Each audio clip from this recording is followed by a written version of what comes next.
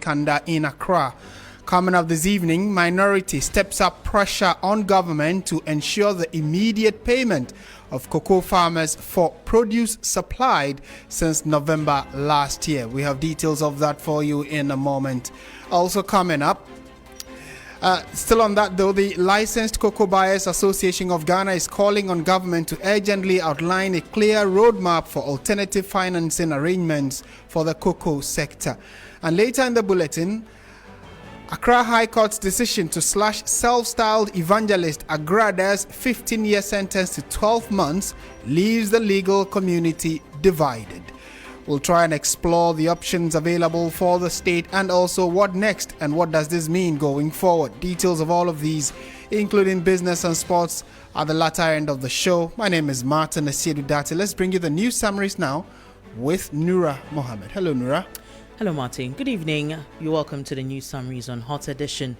First in the summaries, the Licensed Cocoa Buyers Association of Ghana, LICOBAG, has raised concerns over what it describes as excessive political interference at the Ghana Cocoa Board, warning that the trend poses a serious threat to the sustainability of the country's cocoa industry. At a press conference held in Accra on Thursday, February 5, the association said challenges confronting the cocoa value chain, particularly at the post-harvest stage from the farm gate to the terminal, have reached a critical point and could trigger a collapse of the industry if urgent corrective measures are not taken. Now, the Kole Municipal Assembly, Kokma, has suspended all burials at the Osu Cemetery with immediate effect following revelations of illegal exhumations, desecration of human remains, and the unauthorized sale of burial plots. The decision was announced by the Municipal Chief Executive Alfred Atto Alote-Gesi, who, through a statement read to the media on Thursday, February 5, by the Mayor Michael Kpapo Alote. Describing the reported practices as criminal and unethical, Mr. Alote-Gesi said they were deeply offensive to Ghana's cultural values and respect for the dead. Meanwhile, President John Dramani Mahama has stressed that Africa's future hinges on transparent, accountable and efficient leadership, warning that the misuse of public resources and weak institutions continue to undermine the continent's progress. Addressing members of parliament in Zambia on Thursday, February 5, President Mahama said sustainable development can only be achieved through strong institutions rather than powerful individuals. And that'll be all for the summaries. Over to you, Martin. Thank you very much, Nura. Let's settle for the details of our stories now. And you can always be a part of the show on our social media platforms, Facebook, YouTube, and also on Twitter, where we are live and streaming this bulletin. All right, so the minority in Parliament has strongly criticized the government and the Ghana Cocoa Board over what it describes as the failure to pay cocoa farmers nearly 10 billion Ghana cedis, demanding the immediate settlement of all outstanding arrears and a formal apology to affected farmers. According to the Minority Caucus, delays in payments for cocoa deliveries dating as far back as November 2025 have plunged farmers in cocoa growing communities into severe hardship. Many, they say, are yet to be paid despite repeated assurances from Cocoa Board. Addressing journalists in Parliament, the ranking member on Parliament's Food, Agriculture and Cocoa Affairs Committee, Isaac Yao Opoku, said the situation had become untenable and was pushing both farmers and the cocoa industry towards a crisis. Let's listen to him as they address the media on this particular issue. Farmers have tended their farms through harsh weather. They have spent huge resources to control pests and diseases. They have toiled to harvest their farms and sold it to the government in good faith. Yet, months later, they are still waiting for weeks on end to be paid. Is this the resetting which was promised the good people of Ghana, or the reversing of the cocoa industry? Farmers are asking. Ladies and gentlemen of the press, it is not only the poor farmer who is suffering. The failings of government and Cocoa Board are also hurting the cocoa buying companies, that is the LBCs, and transporters, especially the indigenous companies and local enterprises. By delaying in repayment of cocoa taken over from the LBCs, these business and investments are at risk. They have their working capitals locked up, their progress hindered, and financing confidence undermined. Contrary to what the NDC preached pre-election time to promote indigenous business and investments, they have rather reset to kill indigenous companies, businesses, and enterprises in the cocoa industry. We call on government and cocoa board to pay our cocoa farmers immediately for all cocoa beans sold and to be sold to save the cocoa industry from slipping back to days of despondency and loss of interest. We demand an apology from government and cocoa board for this gross dereliction of duty. Cocoa board must reimburse the LBCs of all outstanding repayments of cocoa purchased and delivered, and must also ensure the prompt repayment of subsequent deliveries and CTORs to avoid the recurrence of this despicable situation in the future. We demand that our cherished cocoa farmers are treated better and with dignity than what we are seeing now. Cocoa farmers are not beggars. Paying cocoa farmers promptly is not a favor, it is an obligation. And so that's the minority's position on the cocoa issue in Ghana. And you heard the voice of ranking member on Parliament's Food, Agriculture and Cocoa Affairs Committee, Yao Opoku. There. Well, the Chief Executive Officer of Cocoa Board, Dr. Randy Abbey, has apologized to cocoa farmers over the delayed payment. Speaking earlier to TV3, he appealed to farmers to exercise patience, explaining that the Finance Ministry and Cocoa Board are working together to find a lasting solution to the problem. Cocoa Board is under pressure, grappling with... And the issue has to do with the fact that the buyers currently find our cocoa too expensive at this point as compared to how much it's being sold in other jurisdictions. And so whether you're talking about our neighbors or other cocoa producing countries, we have had to now come in and use high price cocoa to be servicing the 2,600 dollar contract that they sold this cocoa for. The truth of the matter is that we all appreciate where the issues are today. And it is also linked to the funding model that we inherited as a result of the break in the syndication because of the financial mess that Cocoa Board found itself in. So it is quite a delicate situation. We appreciate all the issues that are being raised, but we're also working assiduously to find a solution to mop up what is left there. All I would ask is that they exercise a bit of patience. The Honorable Minister of Finance, the board of Cocoa Board and the management are working to find a way out of this situation. I don't think that it will be too long. I think that, we have definitely demonstrated that we have these farmers at heart. Right, so you heard the voice of the CEO of Cocoa Board, Dr. Randy Abbey there. Clearly, there is a challenge when it comes to issues of Cocoa Board, when it comes to the payment to the farmers who have produced cocoa for the state. Some of them have already been sold, but then the funding or the financing has not reached the farmers yet.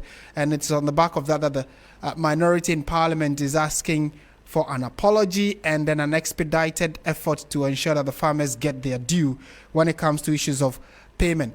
We would in a minute speak to the General Secretary and President of the Concerned Farmers Association of Ghana, Nana Boadia Boating Bunsu. But before that, let's speak to my colleague Wisdom Safo, who's been combing through the numbers for us and how the cocoa sector has been playing in the last few years. Looking specifically at 2024, 2025, and this new year we have entered. So, Wisdom, what's the current situation when it comes to the numbers? Talk to us. Are we doing well? Where is the challenge specifically? So, Martin, the cocoa sector challenge is interconnected. let me take you back. If you recall, in 2024, we were out of the syndicated loan market. The syndicated loan was the loan that was actually being a buffer for the cocoa industry. So what happens is that these international banks lend us about $1.5 billion so that Cocoa Board can disburse these funds to the LBCs in order to buy LBCs, the licensed buy companies, so that they can buy this produce from the farmers and pay them the money upfront. But here lies the case: we went out of this syndicated loan market, and we are now using a new model. And under this new model, this is what happens. So 60% of upfront payment is demanded from our buyers from the international market. So we heard the Cocoa Board CEO, Randy Abe, saying that the buyers are now finding our produce very expensive, because you know what? If you look at the trend for cocoa prices on the global market, it is declining. If you compare 2025 March figure, which is around $10,000 per ton, to the current figure, which is around $4,000 per ton, you can't be selling your cocoa at that peak price. They will find it very expensive. So they will not be willing to give you that 60% upfront. So it is making, it is causing liquidity issues. So there's no money for Cocoa Board to give to these LBCs to buy the produce from the farmers. So simply, that's the mismatch, and that's what is causing the current issue. And what have we heard from the farmers? We have heard the Cocoa Board CEO say that, well, they acknowledge the challenge, they apologize. What generally has been the concern of the farmers? So the concern of the farmers had been, look, I've produced, I've harvested, I've given you my cocoa beans, and I'm demanding my money. You have to give me my money so that at least I'll reinvest it into the next planting season. Right. Else I have to go and borrow in order to produce. And if I borrow, you take note, it comes with interest and all extra other charges. Extra charges. So that's what the farmers are saying, that look, their livelihoods are at stake. Cocoa Board, I know we've been told by PBC and Cocoa Board that there's a high-level discussion going on as to how to come about when it comes to the financing and solving this particular issue. But Martin, there's one thing I also want to point out that has to do with the subsidies that have been absorbed by Cocoa Board. You realize that in early 2025, the finance minister came to announce that the FOB price that was given to the cocoa farmers have been increased. I mean, the farmers get price, the farm gate prices. So we realized that we increased the price per bag for the cocoa farmer. And this came at a time where we already have a backlog of cocoa beans that we've not supplied to international buyers. So we were in debt. But yes, to fulfill that promise that was made by President Mahama, the price was increased. So Cocoa Board had to absorb the extra cost, and they have to absorb it and pay the farmers that high price, I mean, around $4,040 per ton. That was what it was being sold. So we're giving the cocoa farmer around 70% of that, so that we can increase their price locally. So we didn't have that money to do it. So we had to go and find money from elsewhere. So Cocoa Board is currently in debt, about 20.6 billion Ghana cedis in debt. And we are having decline in cocoa prices on the international markets. So that's why I'm saying the issues, the problems are interconnected. Multifaceted. Yes. So that's the whole picture. If you are looking at the issues surrounding the cocoa sector and the delays in the payment for the farmers. Okay, thank you. Wisdom Safo is with our research desk here at Media General, and so now we can go to the phone lines now and speak to someone who's also been following this cocoa conversation very closely, Nana Abuadia Boatimbo. So he's the Farmers General Secretary and President of the Concerned Farmers Association of Ghana. Nana, good evening. Thank you for your time. Help us understand the impact of this delay on cocoa farmers. We know that you have supplied as far back, or the cocoa farmers had supplied as far back as November, and these payments have delayed. What exactly, in your opinion, is the challenge, and what's the impact? Well, it is good evening to your listeners. It is very hectic. I mean, very dangerous. It's getting dangerous and it's getting scary because some of the farmers borrowed money for their activity, which those that they borrow the money from are hunting them for the money. And then also, we are family people that our wives and other things also do trade, which money has been also been borrowed for them to do the trade, which all that we know is we've sold our cocoa is out, and we are expecting money just to balance it, but yet still nothing has been done. So this has been a serious challenge, which we can't even hold it at all. Our kids have to go to school. We need to pay some few things which we are not getting. And even how to hold it with the family issue has become a very serious thing that farmers are seriously in pain. So this is a very challenging. I mean, it is very serious that some of our people, our members, have very serious concern that others are ready even to give out their cocoa farms and other things for a big money just to take care of themselves, which I think it is not in the good way that we are also talking to them. And then also others have also raised serious concern that they are passing themselves straight up to Cocoa Board to come and demonstrate seriously so that their money will be given to them. So this is the situation on the ground that we are also dialoguing one-on-one Cocoa Board. But there's an update which is coming from the Cocoa Board that very soon smile will be on the faces of the farmers. So we are also waiting for them to hear from them. There's going to be a meeting with the farmers and then Cocoa Board, which is going to be, let's say, by tomorrow, by Monday, we'll be hearing from Cocoa Board.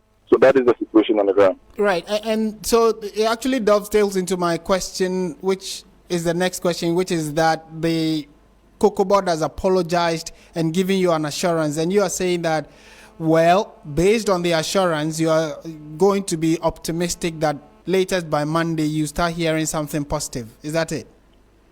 Yeah, well, that is all that we are hoping for, because looking at the pressure that is coming from the side of the farmers, it is very serious in a way that if we don't solve it in a way, it's going to bring a whole lot of disaster into the industry, which with the concerned farmers. Our main mandate is to make sure that Cocoa Board don't collapse. Cocoa Board hold it very tight, because it is the cocoa that we use to run the whole country. And when it happens like that, it becomes a problem. So we are looking forward to hear something good by Monday from Cocoa Board. Okay. Right. Maybe my final question before you take leave of us. In the interim or going forward, what would the best option be for farmers? I'm sure you've been in touch with Cocoa Board over the years. There have been interactions between you and government. What policy changes do you think can help the situation so that these delays do not affect the farmer like you are saying? Yeah, we have so many. One of the years that cocoa came, I mean, it is so many years that we started producing cocoa, and we've not been able to add value to our produce. All that we know is to send the raw materials outside for people to use it, and we bring it back to us for we to buy. So it's up to Cocoa Board, to set up a cocoa processing, a factory, which is going to employ a lot of people. That is one. And then two, is going to help the local industry for we also to have money.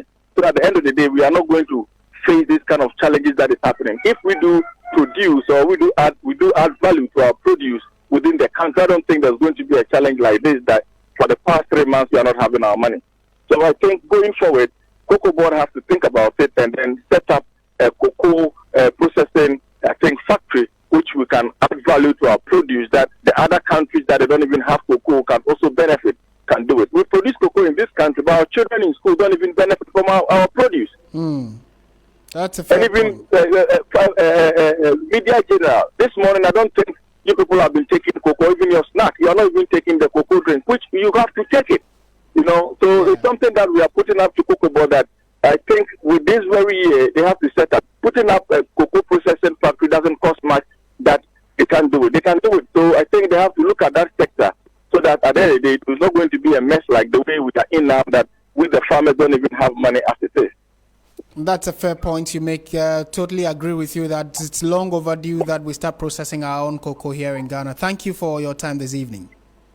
Thank you very much. And that is Nana Oboadia Boating Bunsu, who is the Farmers General Secretary and President of the Concerned Farmers Association of Ghana. And their plea is pretty simple, that the delays in payment to farmers, cocoa farmers, should be a thing of the past, hopefully due to the assurances and the apology issued by the Cocoa Board CEO. In the coming days, they should be able to get their money and then also help their families and reinvest into the cocoa business.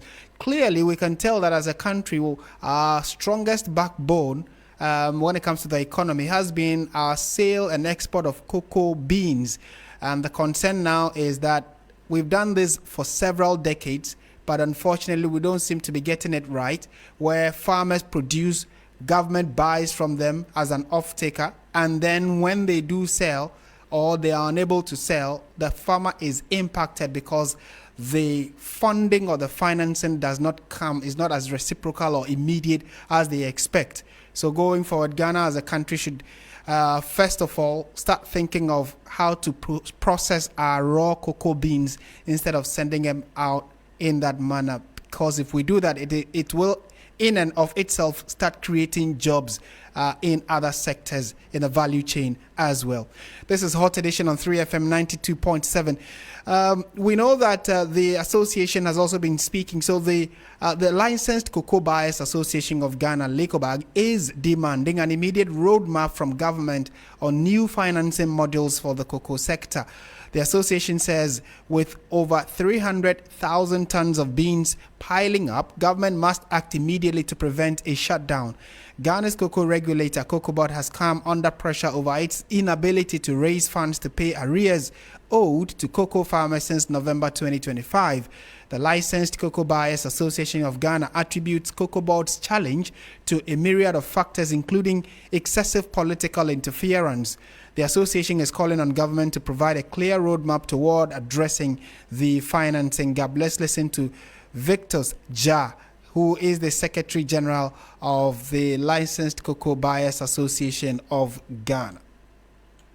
We suggest that a review of the current funding model, we want the current funding model to be reviewed so that a hybrid of the old model of securing some syndication facility, that is from local or international banks, to enable real-time payment for cocoa purchased and delivered to port by IBCs. We propose a limited seed fund regime to be operated to support IBCs to survive, especially the local ones. The government must, as a matter of urgency, secure some facility to pay for estimated 300,000 metric tons of cocoa in a phased-off manner between now and September to prevent the crisis deepening. Funds secured for cocoa purchases must be ring-fenced and used as such, as the core business of Cocoa Board is to purchase cocoa beans produced by farmers. The government must urgently make determination on the current farm gate price of cocoa to add the apprehension of all value chain actors. And so you heard the voice of Victor Ja, who is Executive Secretary of the Licensed Cocoa Buyers Association of Ghana. Still on cocoa, let's now go to the phone lines and speak to Obed Owusu-Adai, co-coordinator of the Ghana Civil Society Cocoa Platform. Mr. Owusu-Adai, good evening. Thank you for joining us on 3FM.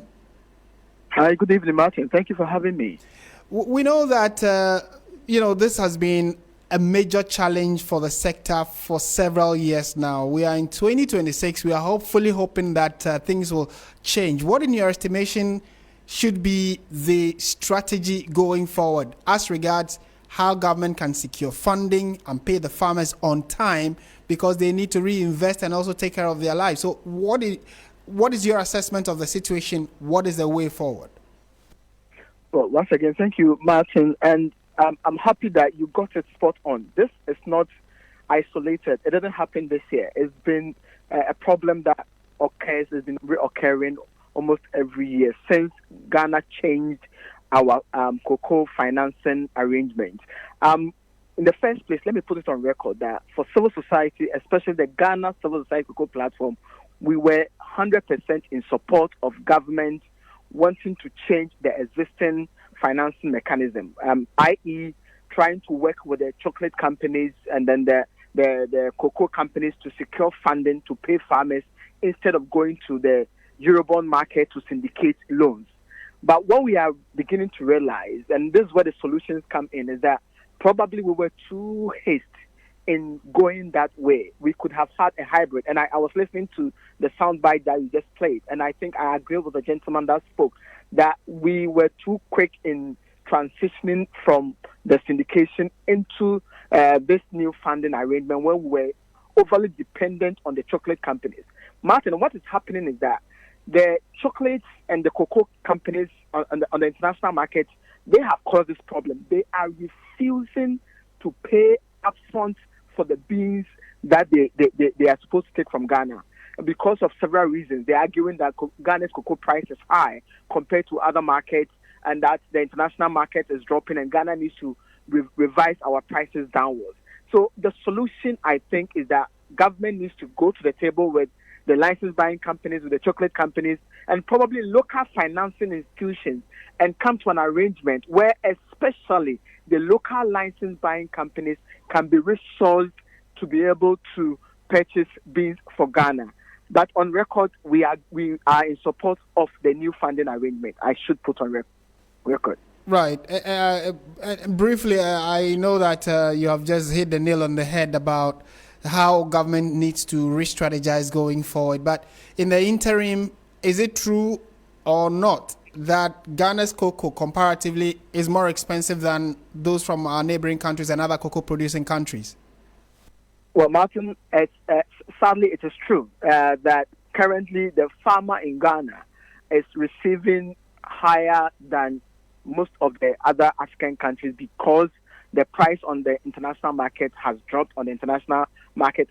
But because of the arrangement that Cocoa Board or the agreement Cocoa Board has with farmers, they have not done a downward review of the price. So yes, indeed, Ghana is receiving a very, very favorable price compared to other African countries, especially our neighbors, Cote d'Ivoire, to some extent, Cameroon and Nigeria. Our cocoa is premium, isn't it? But how can we readjust this trend? Is it possible to review it downwards, or it probably has a bit more than just dropping our prices? Well, Martin, that will require a whole set of conversation.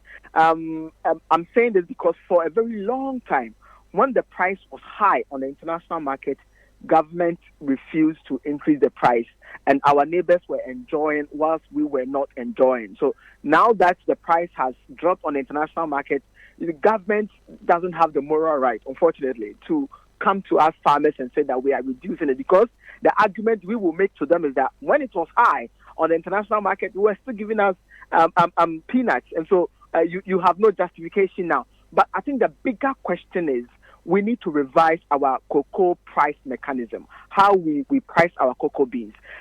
Do we stick with this hedging where government pegs the price and says that throughout the year, I'm not reducing it? Is it sustainable when the international market is dropping? Are they able to absorb the excesses? And I would argue that no, they can't. And so they need to find a way of blending the open market approach with this kind of system that we have now. Okay. We need Cocoa Board to safeguard the interests of the farmers, but we also need Cocoa Board to be sustainable, and the current arrangement doesn't make them sustainable. All right. Thank you so much for speaking to us this evening on this subject. You're welcome, Martin. And that is Obed Owusu-Adai, who is the co-coordinator, Ghana Civil Society Cocoa Platform. And clearly, it's a bigger conversation than many would think. And looking at the important role cocoa plays when it comes to Ghana's economy, this is a necessary conversation we must have, especially considering how much we are dependent on cocoa proceeds for not just the economy, but for the cocoa farmer and their families, and for businesses as well. This is 3FM 92.7. You're listening to Hot Edition. It is live from our studio here at Adesanwe Kanda in Accra. And also we are streaming on Facebook and on YouTube, so you can stream this bulletin there, and then also send us your thoughts and messages on the many stories that we have for you this evening. Let's go to one of the big stories, which has to do with Nana Agradaa, as many of you would know her. Well, The big news is that the Amasaman High Court has reduced the sentence of former traditional priestess turned evangelist Patricia Siedua Esiama, popularly known as Nana Agradaa, from 15 years to 12 months. The court delivered the ruling on Thursday after partly upholding Agrada's appeal, which challenged the Accra Circuit Court's decision on the grounds that she was not granted a fair trial and that the sentence imposed was excessive. Nana Agradaa was originally sentenced to 15 years imprisonment on each of the 2 counts of defrauding by false pretense, with the court ordering that the sentence run concurrently. She was also fined 300 Ghana cedis for charlatanic advertisement. The conviction and sentence stem from a televised broadcast in 2022, during which Agradaa claimed she would distribute 300,000 Ghana cedis to needy persons during a church service. However, instead of giving out money, she allegedly collected various sums from members of the public without making any disbursements. Meanwhile, legal practitioner and policy commentator Austin Bracco Powers has sharply criticized the Amasaman High Court's decision to reduce Agrada's sentence from 15 years to 12 months. He spoke earlier on Midday News here on 3FM. Let's listen to Austin Bracco Powers. It's quite surprising, but it's not new, for a judge to have, or for a subsequent and appellate court, as it is, to reduce a sentence from 15 years to just 12 months. And the key question that people will be asking is that, is it really legal? And the answer is that imposition of jail time or years of imprisonment is discretionary.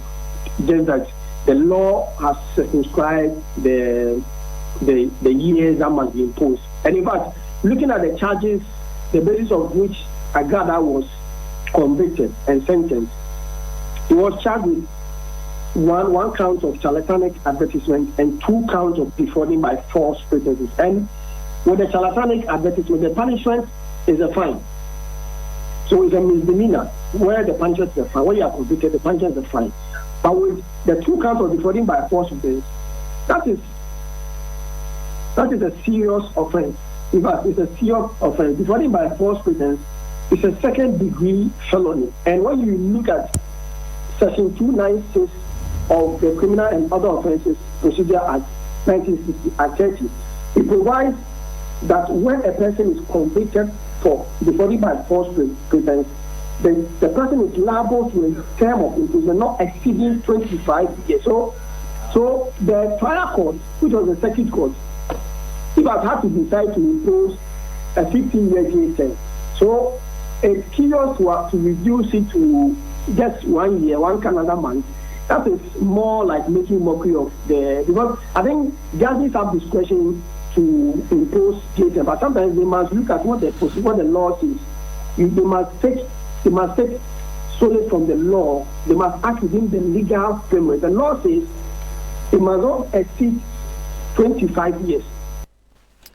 And that is Austin Bracco Powers giving his thoughts on and clearly expressing surprise at the decision of the Amasaman Court or High Court to reduce the sentence of Nana Agradaa from 15 years to 1 year.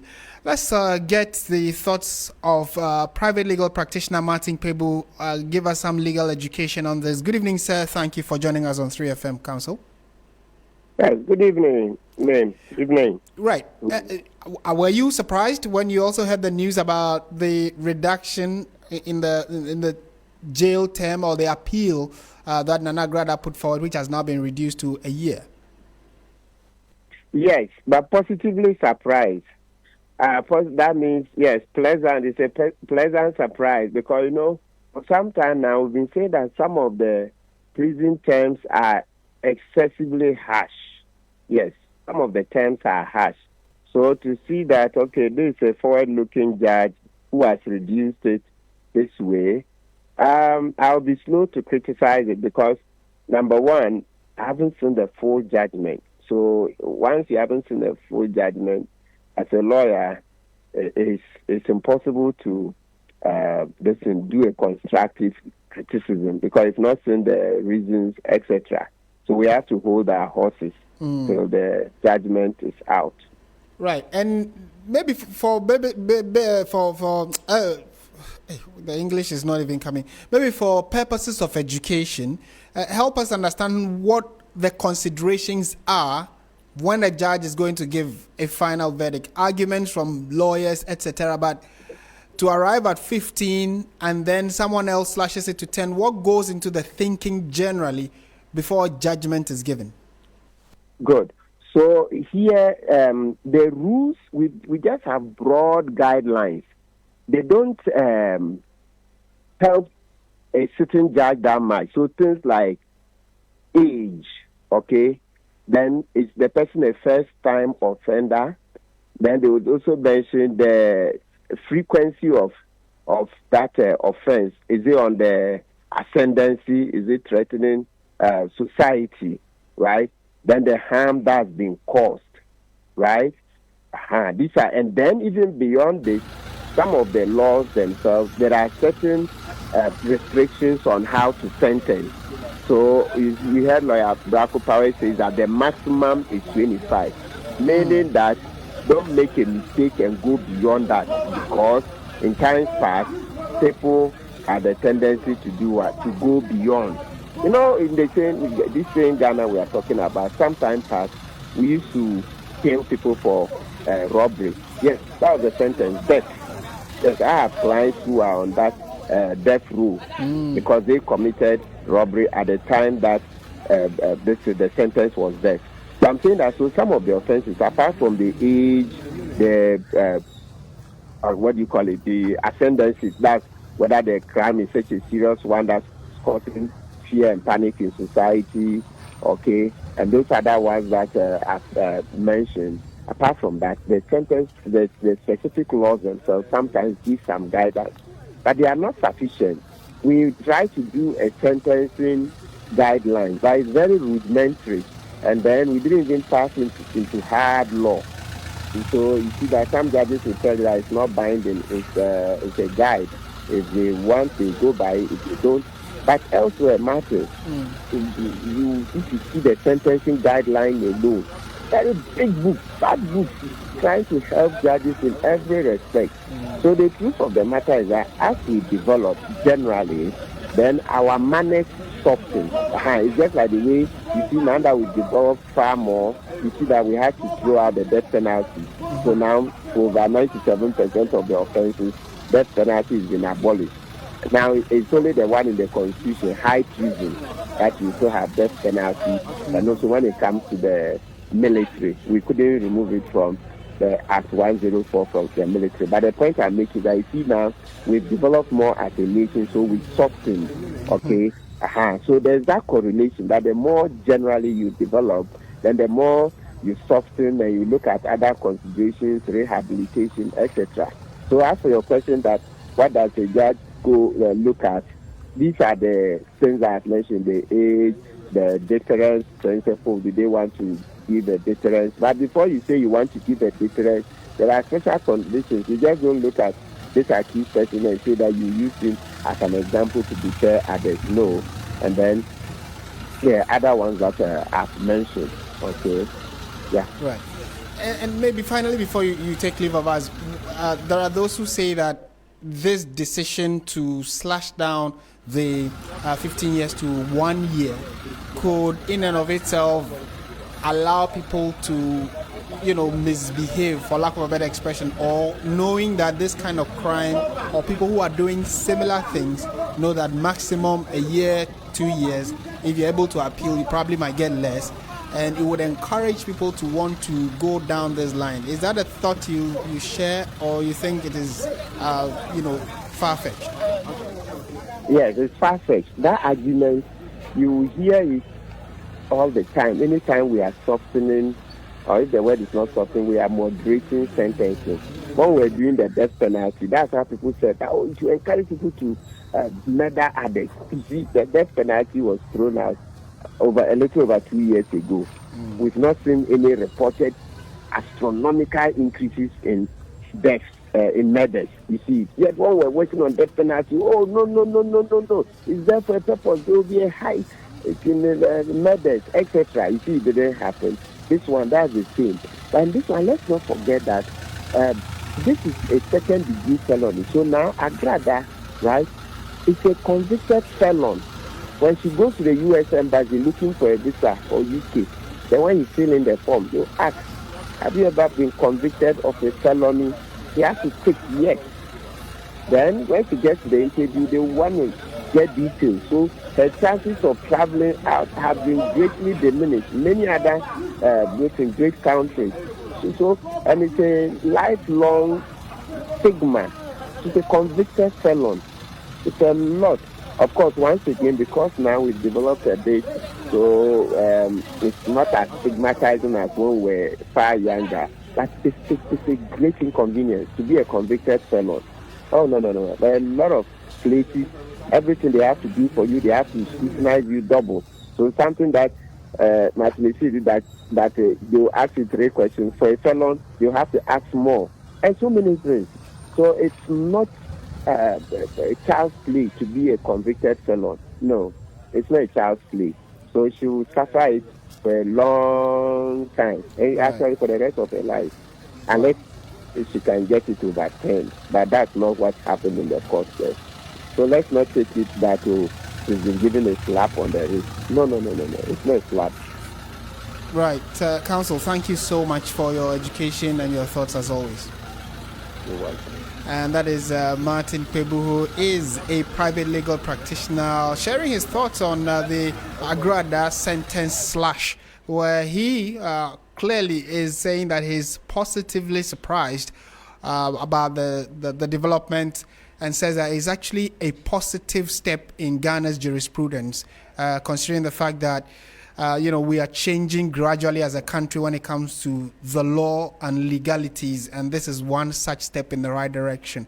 But I would wait to see the other arguments that people are positing on this particular development. This is 3FM's Hot Edition. Let's bring you some stories before we swing into the world of business. And President John Dramani Mahama in July 2025 cut short for the commencement of work on the project, which is expected to fully protect communities along the coastline suffering devastating tidal wave destruction, and that is communities in and around the Ketu South municipality, the phase 2 of the Blekusu Sea Defense Project. Our correspondent Faisal Abdul Idris was part of a tour of the Volta region's MPs to the site this week, and has come through with this report where the minister, the MP for the area, I should say, has been addressing the media.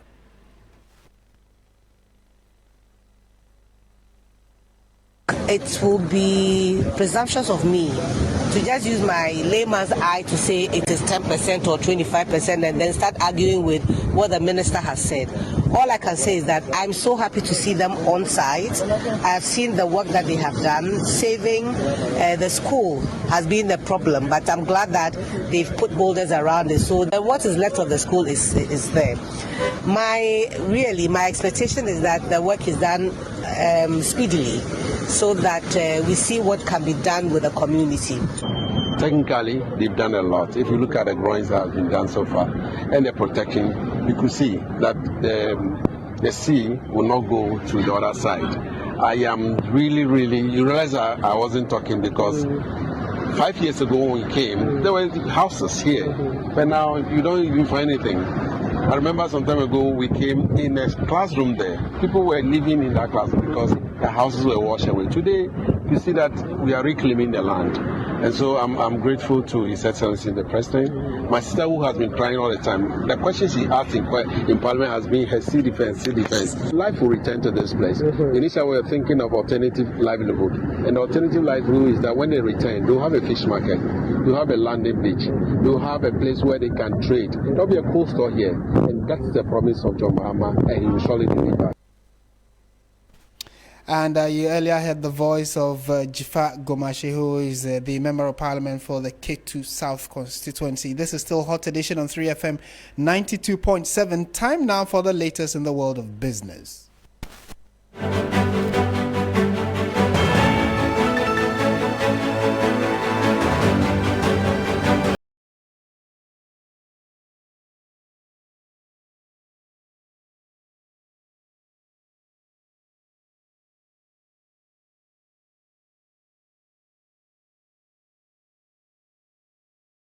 Let's do some business on Hot Edition on 3FM 92.7. My name is Grace Hamwa Ajuman, and the Ghana Chamber of Construction Industry is calling on the president to ensure that outstanding payment owed to contractors are released without further delay.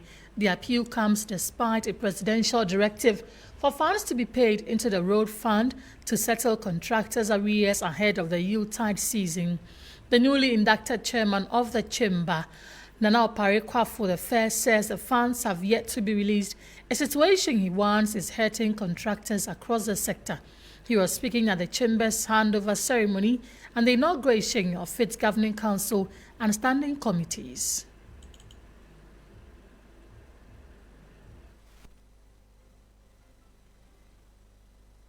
My appeal, first of all, to President is the immediate one. Somewhere in December 23rd, he instructed and payment was effected into the Ghana Road Fund account. I just want him to know today, over 1 month, 11 days, that money hasn't reached contractors. I repeat, we haven't received that money. I applaud the president for his swift intervention. As he quoted during that time, he says he wants contractors to go and spend at least Christmas. Christmas has come to pass, yet we haven't got that money. Mr. President, you have honored your part, but I'm sure somehow, somewhere, there is a standing block. You have the powers. Come in and see the release of that money to contractors. President, Chairman of the Ghana Chamber of Construction Industry, Nana Oparekwafu I. To other stories, the Center for Environmental Management and Sustainable Energy, CEMSI, has issued a stern call to the National Petroleum Authority, NPA, to take decisive action against all marketing companies involved in the illegal diversion of premixed fuel. The policy think tank is urging the regulator to either revoke or refuse the renewal of licenses for any company found channeling fuel intended for the fishing industry into the vehicular retail market. Let's listen to Executive Director at CEMSI, Benjamin Nsia. Some OMCs in the petroleum downstream. The MPA as well as the GRA must also put certain creative measures to ensure that none of these products are diverted from the origin to the destination, because in as much as the concern of the OSP is about tax evasions or subsidies making from government, I think that from the consumer perspective, it also destroys a lot of vehicles, causing damage to most vehicles, because premixed fuel are not meant for vehicular use. They are marine oil meant for outboard motors and other marine transport, but to bring them onto the vehicular market damages a lot of vehicles. I think that MPA must put in measures to address this particular fuel diversion once and for all. It is a major concern because Ghana loses about 50 million annually as a result of these diversions, and these benefit these OMCs. I think the other part we must also do is to ensure that any OMC observed with evidence that they are engaged in this diversion must not have their license in operation. I think their license should be revoked to serve as a deterrent. Executive Director at CEMSI, Benjamin Nsia, ending the business edition on Hot Edition on 3FM 92.7. My name is Grace Hamwa Ajuman. Sports is coming up shortly.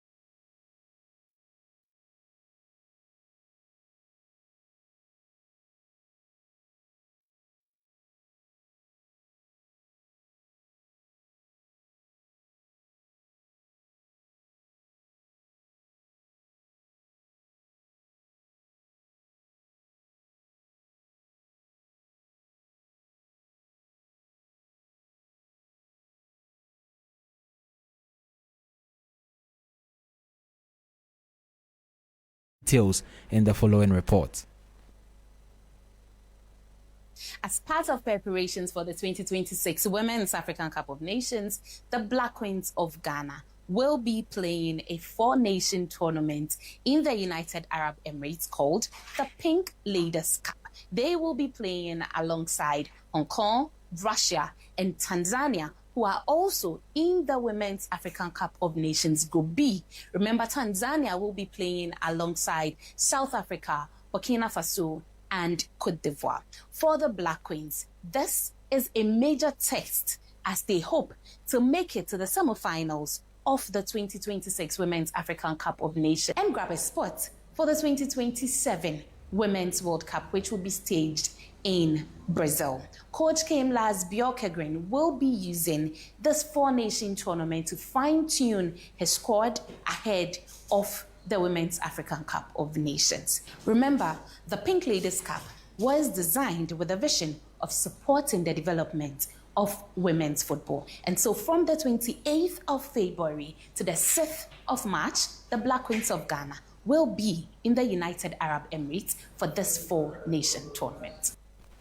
And so that was a report put together by my colleague Akosi Eje on the Black Queens, who are preparing to face Tanzania, Russia, and then Hong Kong in a 4-nation tournament. Away from the Black Queens, let's turn attention to men's football, because Asante Kotoko will be in action in the MTN FA Cup round of 16 on Saturday. The Porcupine Warriors will be looking to bounce back to winning ways after suffering a 3-1 defeat to Heart of Lions in the Ghana Premier League last weekend. Now, ahead of that tie, Karim Zito, who is head coach of Kotoko, says he wants his team to put the defeat to Lions behind them and go all out against Aduana to defend their crown. Anticipating a good game, better than what we did in the league. One of the worst performance I will admit was against Heart of Lion. And one nice thing about football is you always have the opportunity to make amendments. And we use the Aduana match to make amendments to please our fans. And being the defending champions, we have to show that we are really the defending champions. So that was Kumasi Asante Kotoko head coach Karim Zito speaking ahead of the MTN FA Cup clash against Aduana FC. Finally, before we go in Europe, Manchester United will be looking to make a 4 out of 4 wins under Michael Carrick in the Premier League when they do face Spurs on Saturday. Despite a brilliant start under Carrick, the United interim head coach has admitted that his side is wary of the threats that Spurs possess. Certainly bring a challenge. I think you can see especially the way they finished the game the other day, and they've had over a period of time players injured and ins and outs, and a lot of changes to the team, which makes things a lot more challenging, a lot more difficult from their perspective. But getting players back, and they've got good attackers, really good attackers that look to stretch the back line and play forward and attack the box an awful lot. So it's something we certainly got to be aware of, and slightly different game to maybe what we've played over recent weeks in some ways, but we're looking forward to it. We're in a good place, and boys have worked well again this week. Again, feet on the ground. Let's not get carried away with what's gone on, but it's about what's next again. So big challenge ahead. Meanwhile, his opposite number, Thomas Frank, who is head coach of Spurs, has also praised Michael Carrick for the work done since assuming the role as interim head coach of Manchester United. Yeah, I think he's had a great start. Seems like there was injected a little bit of energy or whatever into the team.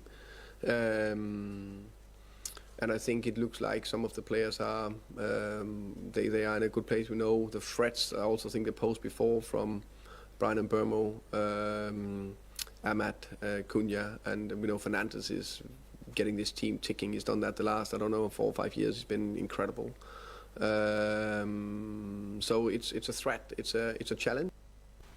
So that was Tottenham Hotspur head coach Thomas Frank speaking, bringing an end to Hot Edition here on 3FM 92.7. Join us same time tomorrow for more updates in the world of news.